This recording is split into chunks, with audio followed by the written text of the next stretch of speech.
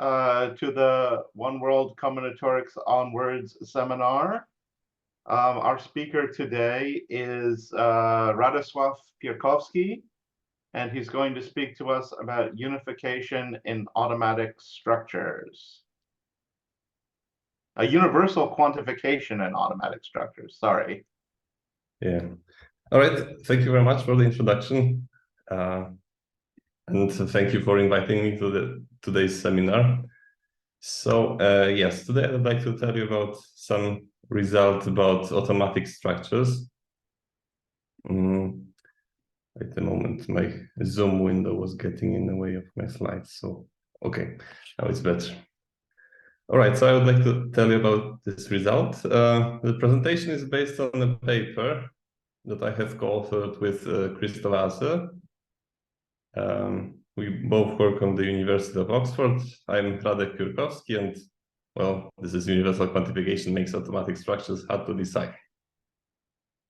So, what's the plan for this presentation? Well, before I can tell you about our result and sketch the proof, I need to introduce automatic structures and, well, tell you what's the deal with universal quantification. Why are we interested in that? But let's start with something else, with a walnut. So probably most of you are aware of the success story, but I will repeat it anyway. So once upon a time, about 2016, Hamoun Mousavi, at the time a student of Jeffrey Shalit, who is present in this seminar, wrote a nice tool called Walnut. And this tool can be used to verify some properties of families of words. And well, since then, Jeffrey and his co-authors have used Walnut to prove a bunch of results and another bunch, and actually a lot of results appeared. So I think at the moment that I checked, it was 71 papers created with the help of Walnut.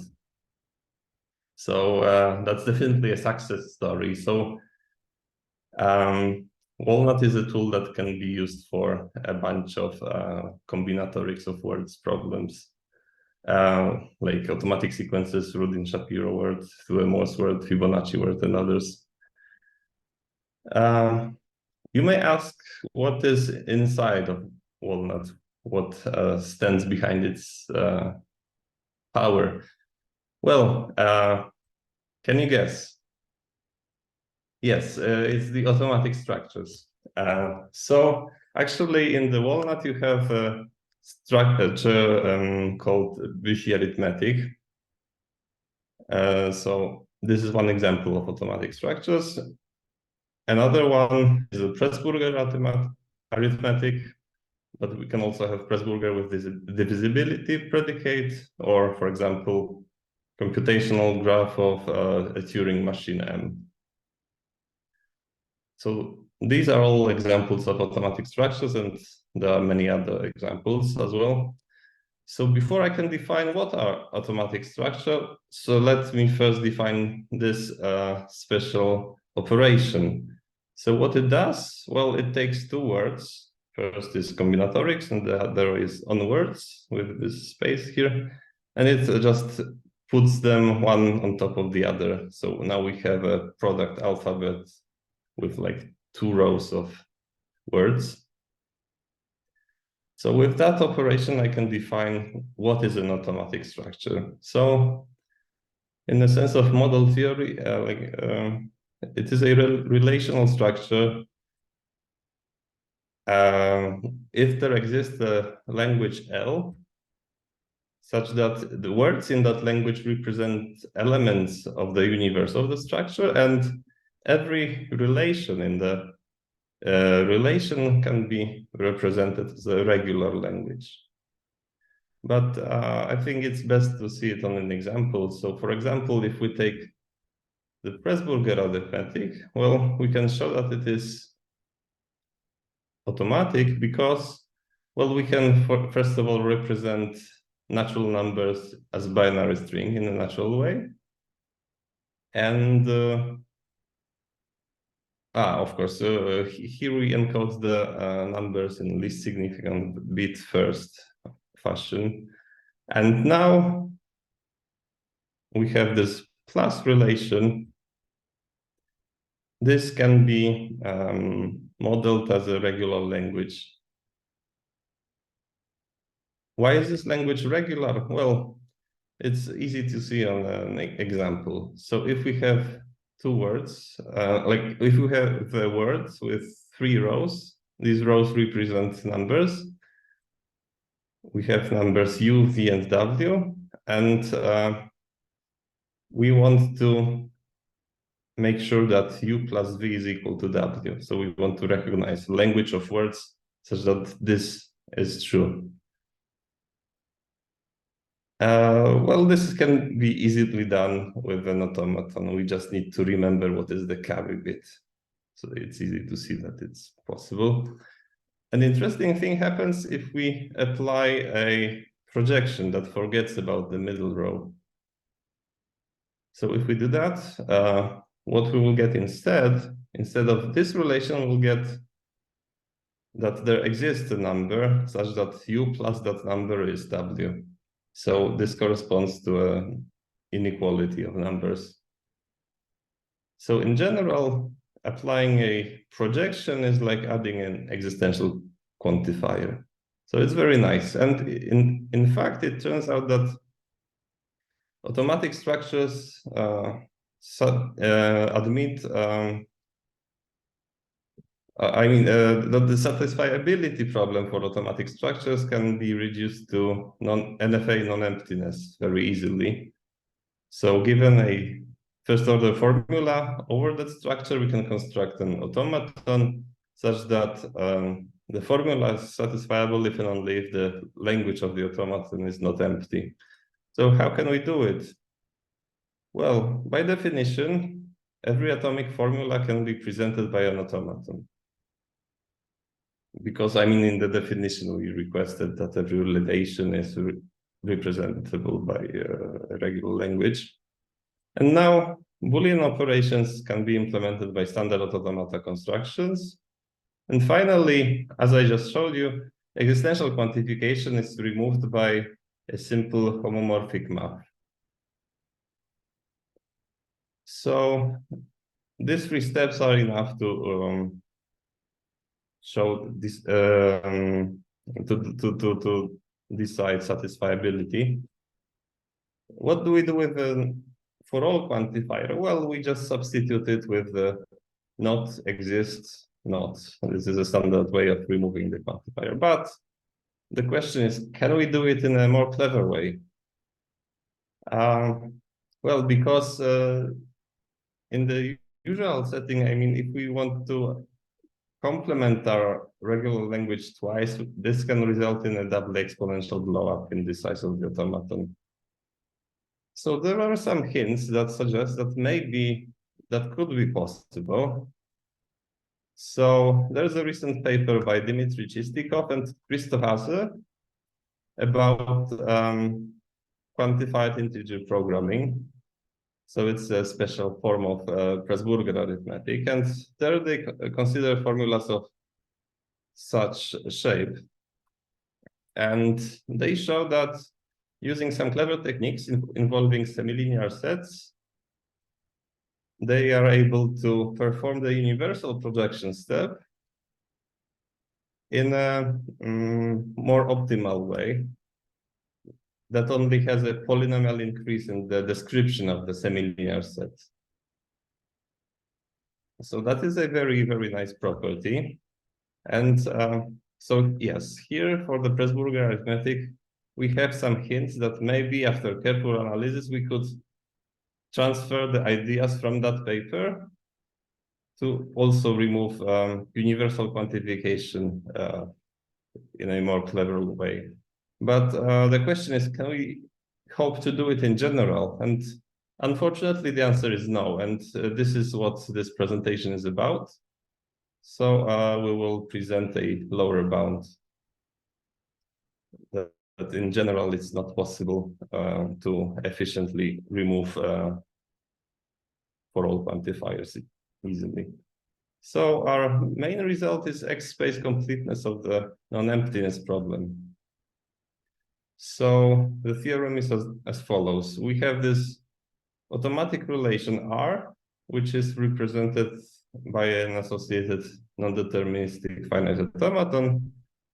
And deciding emptiness of that is X-space complete. And this lower bound already holds for a very low number of rows in that convoluted word. So unfortunately, we have some family of structures here that prove that it is not possible to do the projection quickly in general without too much cost. So what's the proof? Well, in the proof, the lower bound is non-trivial. And intuitively, we provide a family of relations for which checking satisfiability of this for all formula is difficult.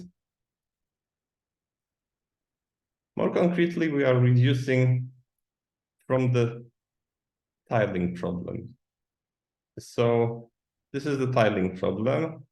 As the input, we get a natural number n and a set of tiles, for example, this.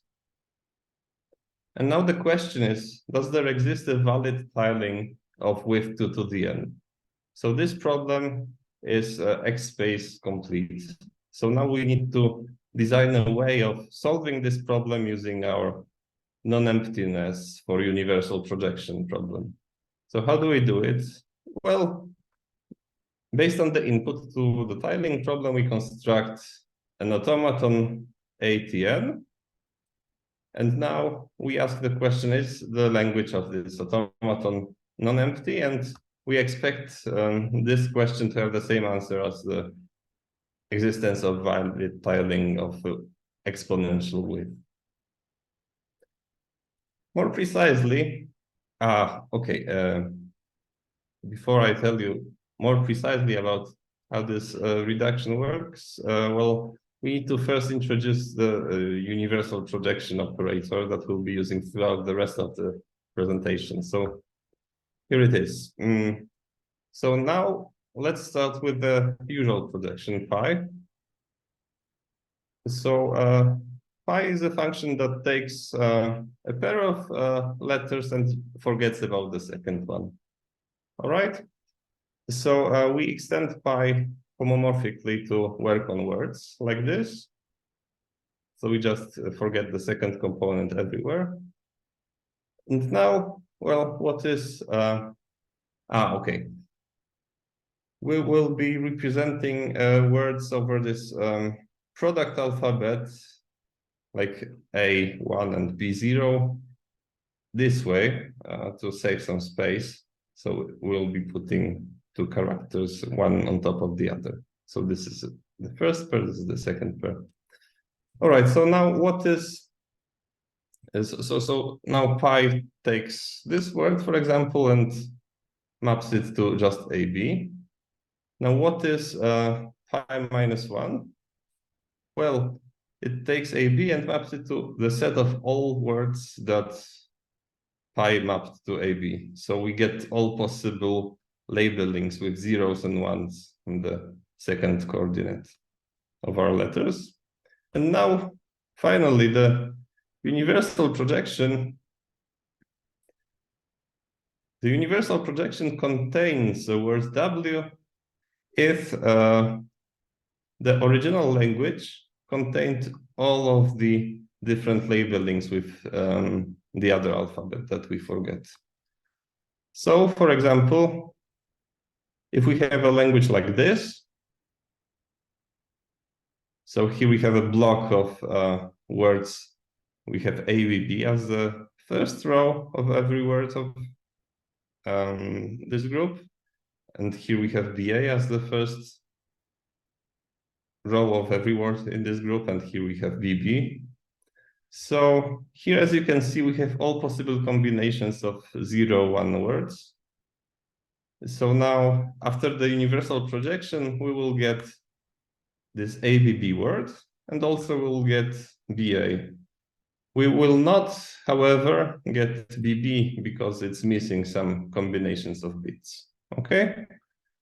So that's how the universal projection works on languages.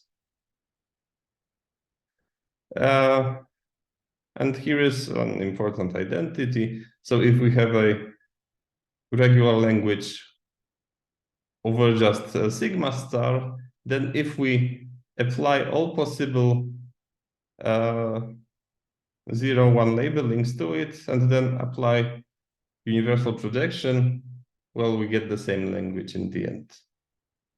So we'll use that fact later on. All right, so now we have this reduction that we want to do, and more precisely, our goal is, given the set of tiles and the number n, to construct an automaton such that there exists a valid tiling of width 2 to the n, if and only if the language after the universal projection step is not empty. So what's happening here? Well, here the automaton that we want to design should be small. We will be satisfied if it has a polynomial size in n. So actually our reduction will give us a cubic size in n. But here on the other hand, we want to describe the existence of something very big, because well, it can be that the smallest valid tiling can be doubly exponential in n. Okay, so we have this dependence between small and big things, and the universal projection is the thing that makes it work. So here we have some universal projection magic. What is it? Let's see now an example of this kind of magic. Let's fix these alphabets, sigma and gamma, and two languages, K and L, over the product alphabet sigma times gamma. Now, what is the universal projection of that? We have words starting with sharp 0, and then continuation from K, and then sharp 1, continuation from L. So we either have that or that. What is the universal projection of this? Well, it seems that it's just this intersection. Well, as a matter of fact, it is not really a magic. So what it is a way of encoding intersections with universal projection, such that we have a language that is described by a big automaton here.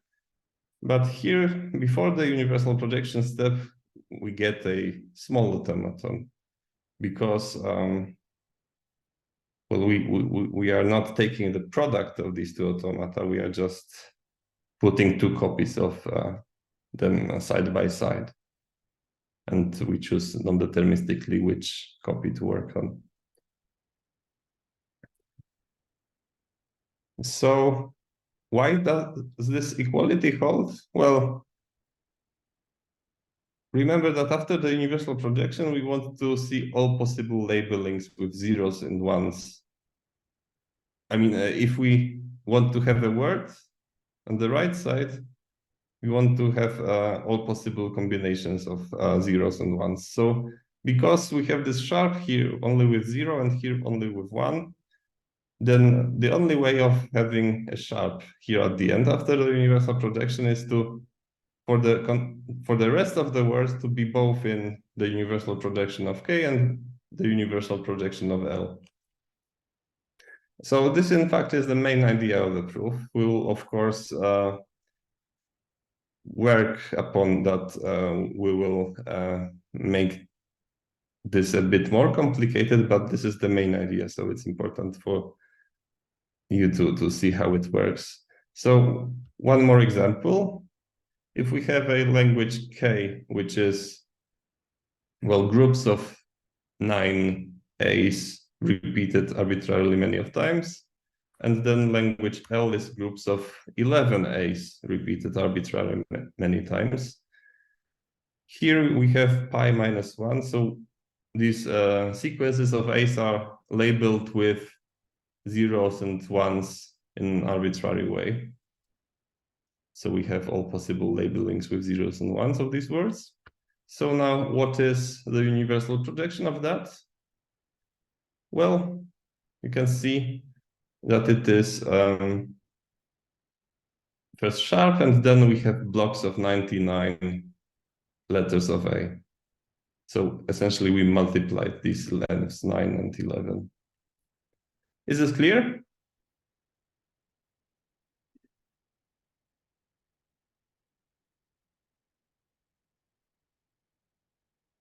I hope it is clear. I was hoping for maybe some feedback that it is clear. But, oh, okay, I see a thumb up. Perfect. So let's continue then. So yeah, we have this big thing, but we only started with small automata here. So in general, with universal projection, we can encode intersection of several regular languages with an automaton of linear size. So this is our goal. We want to describe existence of a valid tiling of exponential width. So we will be working with encodings of such tilings. So we will encode such a tiling as follows. As a word that has some special symbols like this square bracket and some numbers interleaved with tiles. Here, these are just new line symbols to make it look more like a tiling, but it's only one word, okay? And we want to construct an automaton here such that its language after universal projection only contains such valid tilings. So that's the main idea. So we want to describe precisely what it means to be a valid tiling. So in the final step, we'll have a valid tiling here, but what are the other steps? Well, this is the outline of our construction. In step one, we just describe that tiles match horizontally. So this is easy to do with a simple NFA. We just need to make sure that consecutive tiles have the same color on the adjacent sides. We are also requiring here that the word is composed of a sequence of blocks that start with opening square bracket and then with closing square bracket. But we miss the other two properties. So the other property that we want to enforce is correct width of the row. So our tiling is supposed to have width 2 to the n. So we need to enforce this width. And then finally, in step 3, we want to make sure that the tiles match vertically. So that's the most involved part of the proof. So let's see how the construction works. Well, as I just mentioned, step 1 can be done with a trivial DFA. Or actually, maybe we need NFA, but it's still trivial. Of linear size, I guess. So we just need to make sure that the colors match. So the first interesting part is here. And we will start from showing that we can define a word of length exponential in n using our universal projection tool. So let's do it. Imagine a binary counter that counts from 0 up to, let's say, 111. So now consider a sequence of all its values. We have something like this. So these are the consecutive values of our counter. And now, if we look at two consecutive words that our counter was showing, well, we can see that we have some common prefix like 001, 001, and then some part is now we have a bit that changes. So we can mark the position of the first change that appeared in the word. So between 0000 and 0001, only the last bit changed, but between 0001 and 0010, 2 bits changed because we had this carry from this position to that position. So now we are interested in this word, the word of lengths of this changed segments of between configurations of binary counter. So this word has exponential length in the number of bits that our counter is using. So exactly this is the word that we want to encode with our universal projection. And because of this shape, I call the word a comb. So how do we encode a comb? Well, let's first fix this alphabet, gamma n. So in this case, we have just 4 letters, 1, 2, 3, 4, so it's gamma 4. Now consider the following regular language. Some symbol higher than k, so it's lk. So in lk, we have some symbol higher than k, then a block of symbols less than k, then exactly k, then another block of symbols less than k, and then something greater than k, and the whole part here can be repeated arbitrarily many times. So it turns out that the comb word can be uniquely defined as an intersection of n regular languages like that. Well, the first language and the last language are slightly different, but the difference is negligible. So if we take an intersection of these languages, we can define a language that only has one word in it, and it is the comb n, and this is a word of exponential length. So let's see that this intersection really defines a comb. Well, we can see, for example, that if we look at L2, that comb actually matches with the regular expression that we have here.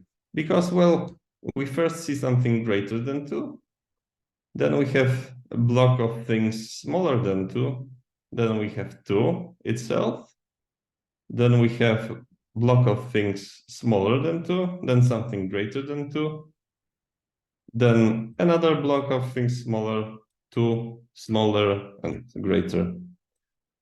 So I hope you believe me that if we take intersection of n such languages, we'll get exactly this comb. So as I said, the length of the comb is exponential in n, and it can be defined by an intersection of n different regular languages. So by using the same trick that I showed you for the projection, for the universal projection, we can define sharp concatenated with a comb just like this. We have sharp with 1, and then language, the first language, then sharp 2, and the second language, and so on, sharp n, and the last language. And because of the magic of universal projection, after we perform this universal projection step, we'll get an intersection of these languages. So we exactly get the comb. So now we have a small NFA that describes the inside of this. But in the end, we are getting a really long word of exponential length. So now the idea is to interleave the exponential word with the sequence of tiles such that now the sequence of tiles has width exactly 2 to the n. So in this case, it's 8. It's not really complicated to do this interleaving. Once we can define the comp, we can also define a row like that. So we have an automaton RTN that describes encodings of a single row of width 2 to the n. Okay?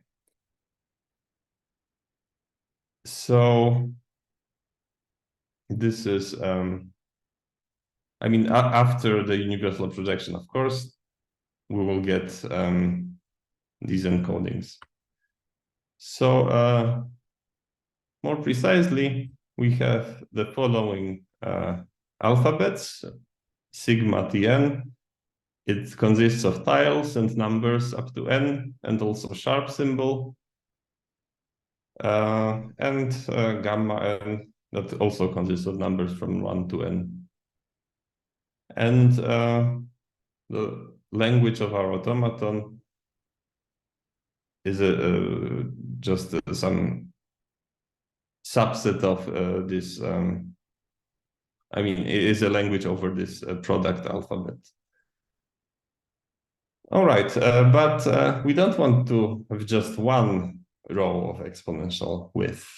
We want to have actually an arbitrary number of rows. And every row should have exponential width. How do we do it? Well, it turns out that we can design another automaton, R prime, that will do it. So this is the language of R prime. It's using RTN in its definition. And even though it can look slightly complicated, it is not that complicated. So yeah, we have automaton with this language. This is a small automaton. All right, and now we will be thinking about possible ways of how words from this language can correspond to the word after the projection step. So we have 3 segments in our regular expression here, the red one, the green one, and the blue one. So if we try to parse the words, I mean, we already enforced that it has this shape, that it begins with an opening square bracket and ends with a closing square bracket. So now we can parse this block of our word with the red fragment. Well, we start with an opening square bracket and end with a closing square bracket. But we can already jump straight ahead to the green part, to the second component, like this. And observe that we have here is a letter square bracket and 0, and here are all the other possibilities. So something greater than 0. So square bracket 1, square bracket 2, square bracket n. So in order to have a word in the universal, after the universal projection step, we will need to take both parts, like this and that. So we'll have an intersection of these parts.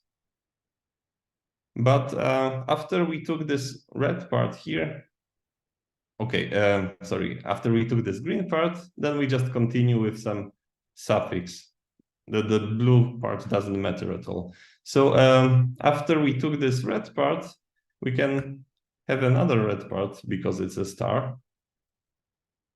Or we can have a green central component of our regular expression with something greater than 0, and so on. So this is just the iterated version of this intersection trick. So instead of having just an intersection of 2 languages, now we take the intersection per each block. So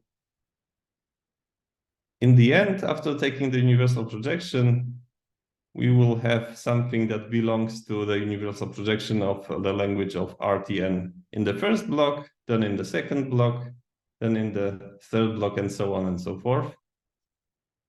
So in this way, we can actually encode the existence of a tiling with rows of equal width, and the width is 2 to the n.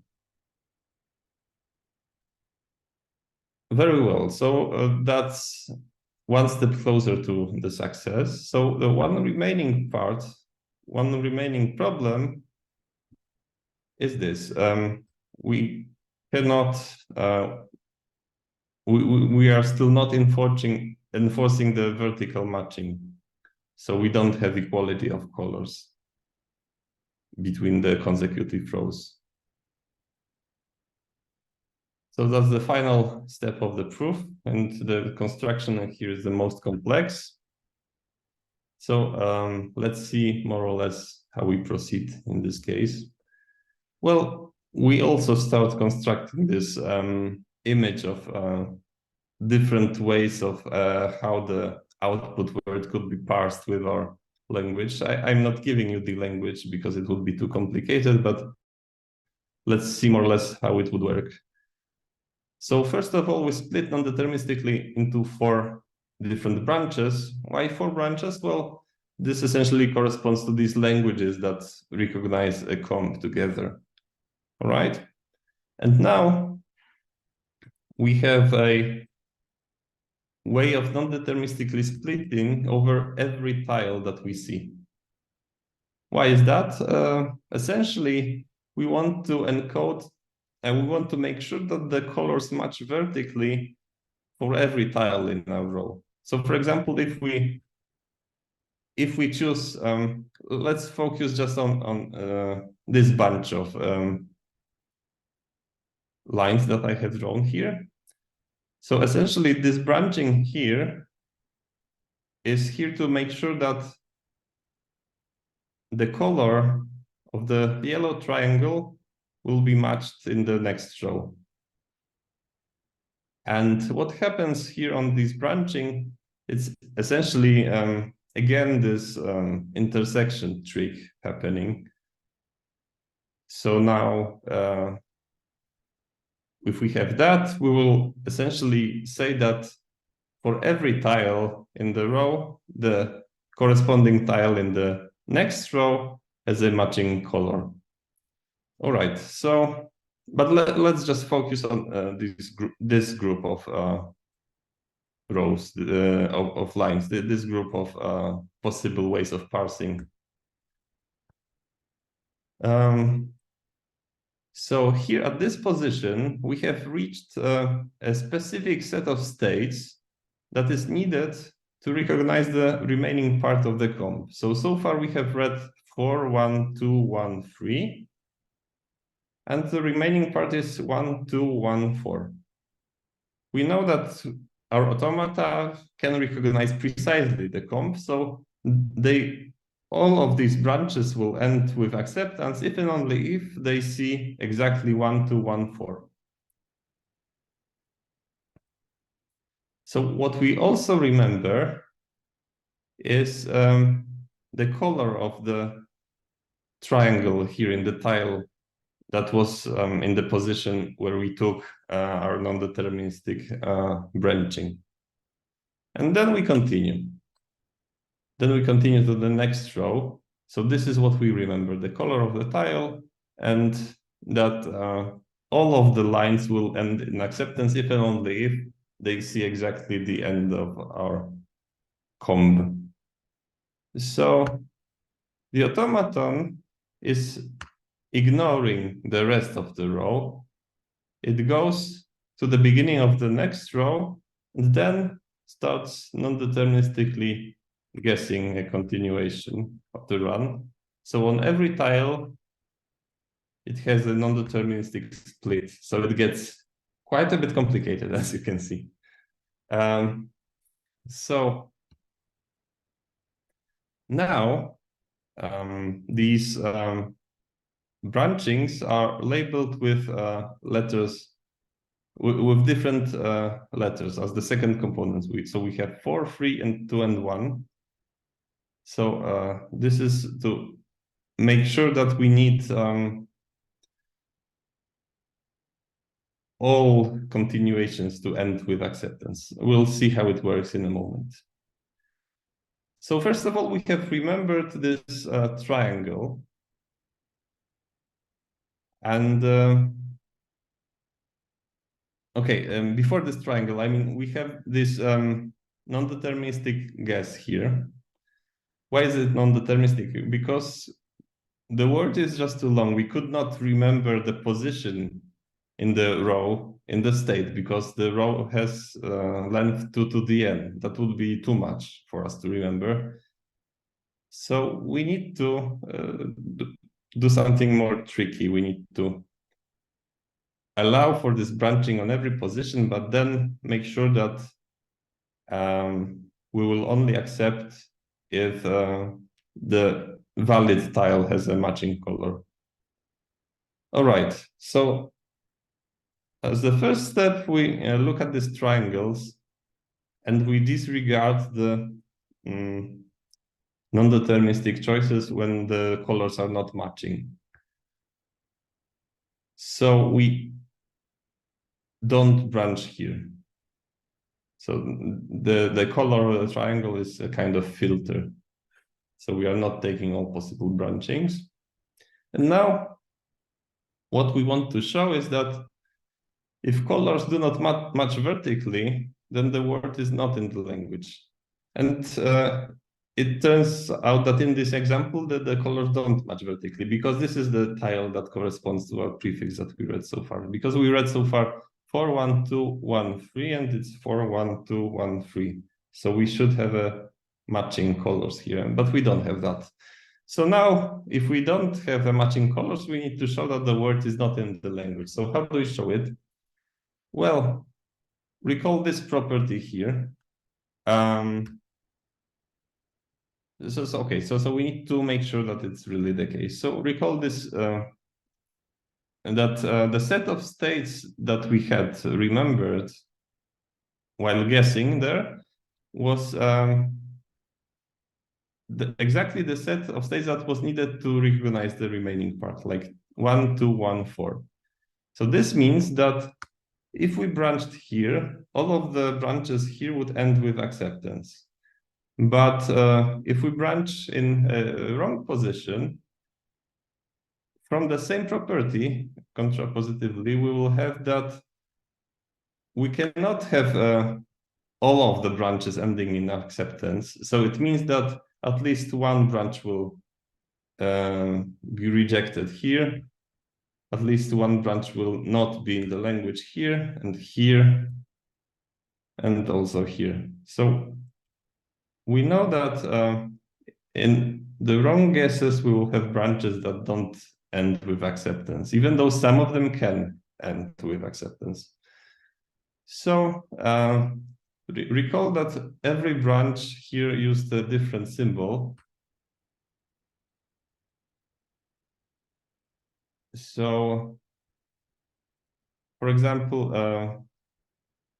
here the branch with 4 fails, here the branch with 3 fails, 3 fails, and 2 fails here. So now we can construct a word. So now this is a word before the universal projection, and any word that has labels 4, 3, 3, 2 cannot be in the language after the universal projection, because we have these failing branches everywhere here. So this proves that this language only contains words which have matching colors of the tiles vertically between 2 consecutive rows. So this is how the final step of the construction is done. And this is our reduction. So we construct the automaton of cubic size such that its language is, after the universal projection, it's not empty if and only if there is a valid tiling. So as a byproduct of this construction, because we were building this automata here all the time, so as a byproduct, we can design a family of NFAs which are difficult for universal projection. They have this cubic size again, and the language after the universal projection requires doubly exponentially many states. And now here's an open problem. I mean, it would be interesting to understand if it's possible to have some sufficient conditions for languages such that make universal projection step easier, so not result in a doubly exponential blow up. For example, is it possible to get a polynomial single exponential growth? Well, we don't know that. We only get some hints about Pressburg arithmetic that maybe it's possible to do it there, but we don't know much more. So here's the summary of what I have told you about today. So first of all, I defined automatic structures with relations recognizable by automata, and they have easily decidable FO theories. And examples of such structures include Pressburg arithmetic, Büchi arithmetic, and many others. And Büchi arithmetic is the one used in the very nice tool Walnut, co-created by Jeffrey Shalit. And for Pressburg arithmetic, there is a result that seems to hint at a possibility of handling the universal projection more efficiently by having this hybrid linear approach. And our result is that universal projection in general for automatic structures is ExpSpace complete.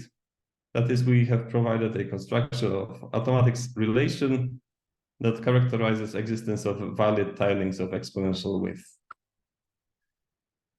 I have sketched a proof of that, and as a byproduct, we got a family of NFAs that after the universal projection step have doubly exponential size. So what I have not mentioned,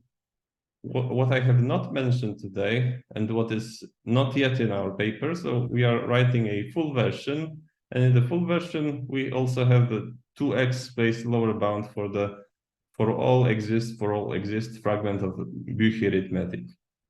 So this is a slightly different result, but it also uses the construction with comps. Only it gets a bit simpler because we are not working with automata, we are not constructing automata, we are just working with logic, and then the formula is a bit easier to read probably.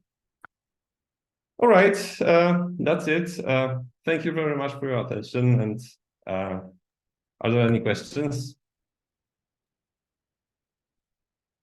Thank you very much, Radek. Yeah, does anyone have any questions?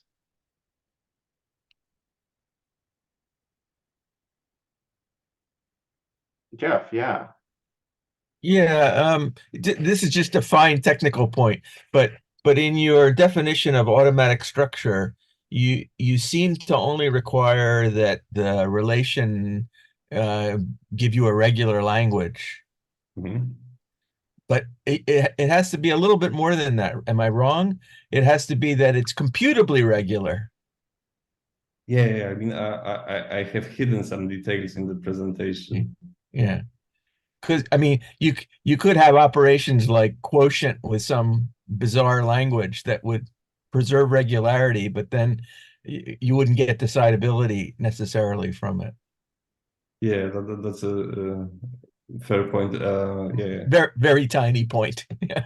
No, but important. Yeah. Thank you. Okay. Thank you for your nice talk.